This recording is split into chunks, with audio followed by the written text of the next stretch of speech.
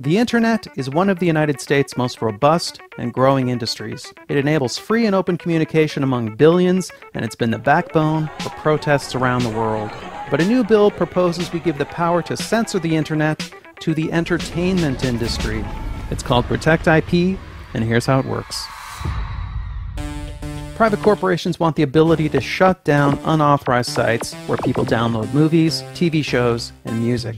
Since most of these sites are outside U.S. jurisdiction, Protect IP uses a couple different tactics within American borders. Firstly, it gives the government the power to make U.S. internet providers block access to infringing domain names. They can also sue US-based search engines, directories, or even blogs and forums to have links to these sites removed.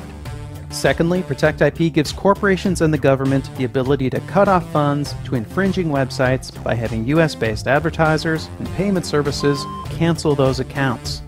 In a nutshell, that's what Protect IP will try to do. But in all likelihood, it'll do something else altogether.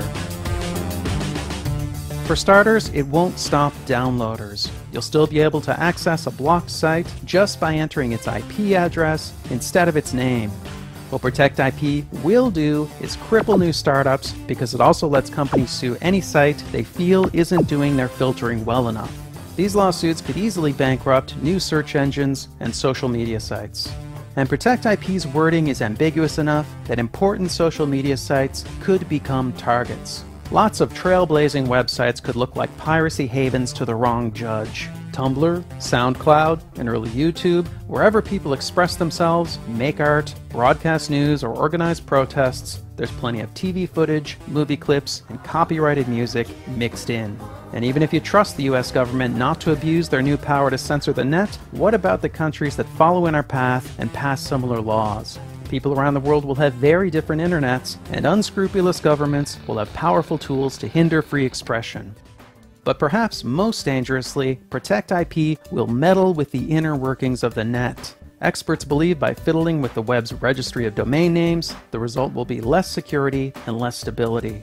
In short, Protect IP won't stop piracy, but it will introduce vast potential for censorship and abuse while making the web less safe and less reliable. This is the internet we're talking about. It's a vital and vibrant medium, and our government is tampering with its basic structure so people will maybe buy more Hollywood movies. But Hollywood movies don't get grassroots candidates elected. They don't overthrow corrupt regimes, and the entire entertainment industry doesn't even contribute that much to our economy.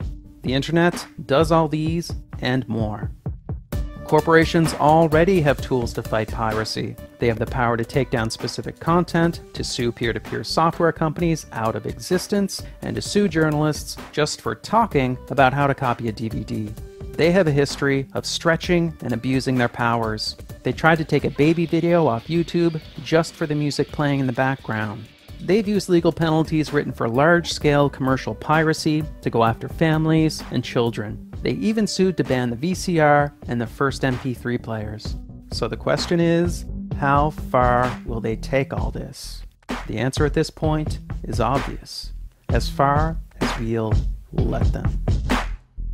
Since we made this video, Protect IP has gotten much worse and is set up for quick passage. Now, the government and corporations could block any site, foreign or domestic, just for one infringing link. Sites like YouTube, Twitter, and Facebook would have to censor their users or get shut down, since they become liable for everything users post.